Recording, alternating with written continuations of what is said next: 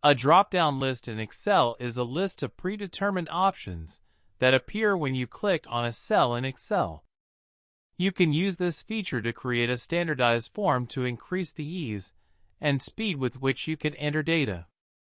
You can also use this feature to standardize the information that multiple people are entering into a shared spreadsheet.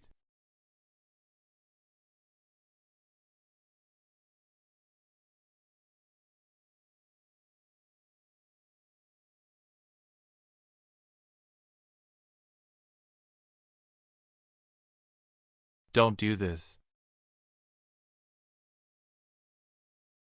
Go to Data tab. Click on Data Validation.